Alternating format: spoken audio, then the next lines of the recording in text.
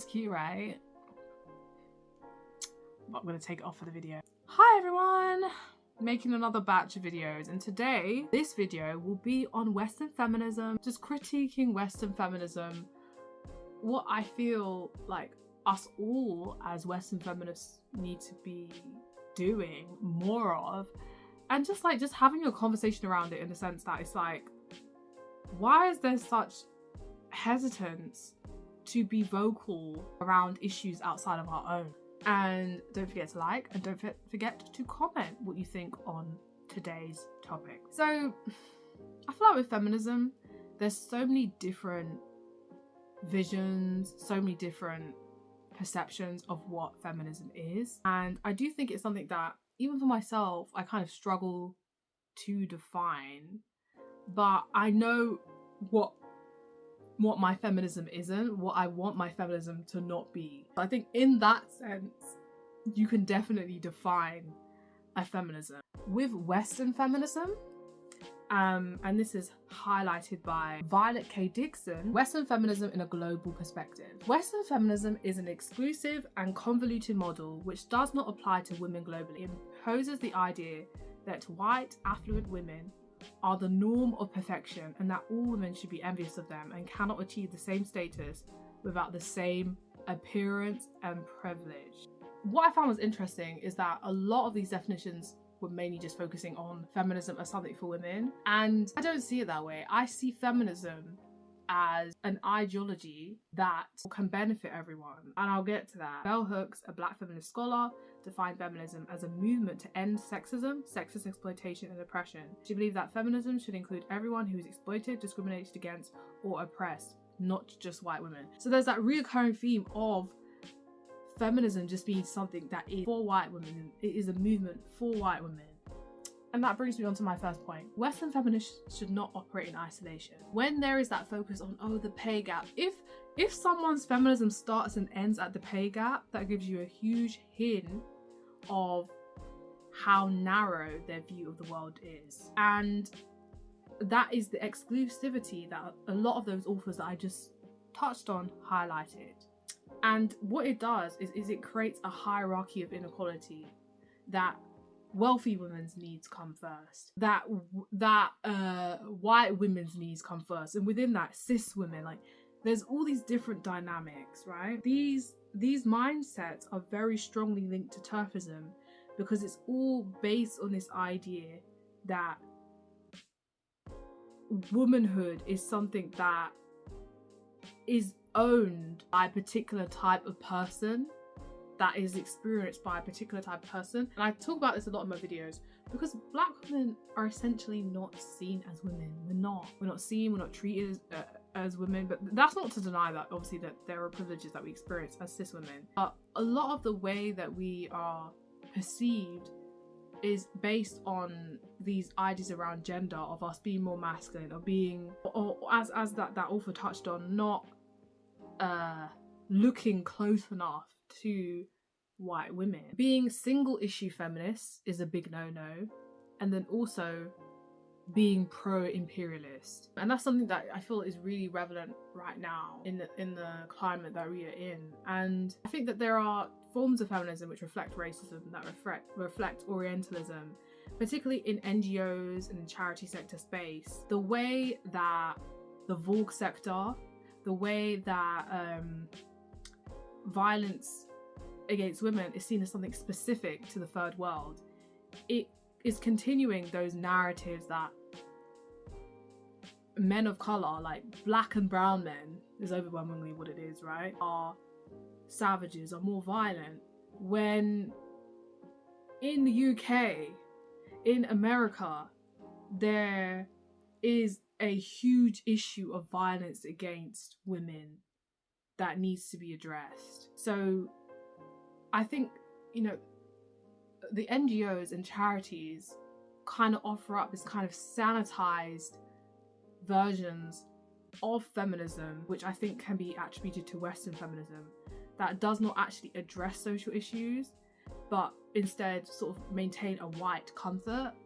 And there is largely this white saviour complex. And another author, Deepar, Kumar, highlights this perfectly. And she said that most powerful NGOs are tied to all sorts of corporations and international agencies, and they have co-opted and demobilized movement activism in favor of liberal rights-based approach. And that also is a framework that upholds the legitimacy of empire and capital. Well said. Very, very, very well said. So that actually continues to my next point. Who benefits from things staying the same? There is an ideological state apparatus, right? And the continuation of that is how societal attitudes around racial difference is maintained. So for example, for the Western feminists, they just want more, they just want to be equal to white men, or they just want to be equal to white women, or they just want to be equal to, like, it's like it keeps on going down like that. They just want to be higher on the ladder rather than throwing the whole thing away, setting fire to everything that creates any element of inequality, disadvantage, not just based on what you experience, but based on what all oppressed people experience. So that is more of the radical as opposed to the liberal approach. There are Western feminists who are pro-genocide, who are pro systems of oppression that they benefit from. Look at how some of the Kamala stans have been behaving since Trump has won the presidency. Their support has been very conditional, and there's been a lot of conversation around people just opting out and saying that they don't want to be involved in activism anymore, they don't want to, but we should be involved. Don't get me wrong, I understand, especially black women saying that they don't want to save everyone, they don't want that onus. Completely understand that. But I do think that's not really something that we have. I'm not saying don't burn yourself out. Don't, you know, I understand the whole thing around the mammy and people expecting so much from us to the point that we have to constantly sacrifice our own needs. Get that 100%. But there's an article which I touch on later on, which is from a disabled activist, and they perfectly illustrate why I think that is something that there's an element of privilege in just being able to opt out, is what I wanted to kind of say. I think sometimes feminists in the West can be so self-centered, and I do think, you know, there's that bit of American exceptionalism in the sense that it's kind of like, or even with Keir and Rishi, I give up. Not, you know, apathy, I understand apathy, so it's complicated for me. What about the rights of children? What about the children and who are directly impacted by our reliance, our relationship to technology, and they're having to get all of those or like mine and work long hours to get coltan? And what about, you know, we can't, you see what I'm saying? You can't just opt out. You just can't just opt out. Or what about the women in Sudan who a couple of weeks ago mass died by suicide? Like, I don't believe any suffering should exist. Yes, our struggles are interlinked, and I think that is often an argument, a plea that people push to generate increased support. But as Alice Wong, a disability activist, highlights, right? Direct quote, and I'll put all the sources I've used. Solidarity isn't transactional or conditional. While it's clear that approximately 50,000 disabled Gazans face great danger, disabled people shouldn't care because they can relate to what is happening. Cross-movement solidarity is another disability justice principle I deeply believe in. We need to build relationships and sew up for other movements because that's a way to build power, and that's the right thing to do. I'm no expert, but I know what it means to be dehumanized, rendered disposable, and oppressed. I know that all people deserve freedom. I know that genocide is a mass disabling event and a form of eugenics. Like, please, please, please read that article. So good. And it is by Alice Wong. And I do have a criticism to myself in the sense that I don't think our activism should just be based on here. I think that we need to be involved in our community. For sure, I'm an introvert. For sure, I do struggle to connect to people. I do have those things, which is things that I am working on as we speak. But as Western feminists, we can't just be in these little silos. We have to connect. I did see some criticism of Florence Gibbons, she's a well-known British writer, sort of influencer, and some of her supporters have been upset because she has not spoken up about what is going on in Palestine, Sudan and Congo, Haiti, and just the list goes on. I don't want to make it specific to just the ones that people are talking about the most, because there's so many different things that are happening, and I think we pay attention to some more than others, and I think there's even things to learn in what we are paying attention to and what we're not. And I just think not about Florence Gibbons specifically, it's about how we can all learn. We all have something to do. We all have community to build. We all have more reading to do. There's so much that we can get involved in, moving out of our comfort zones, moving out of these little silos.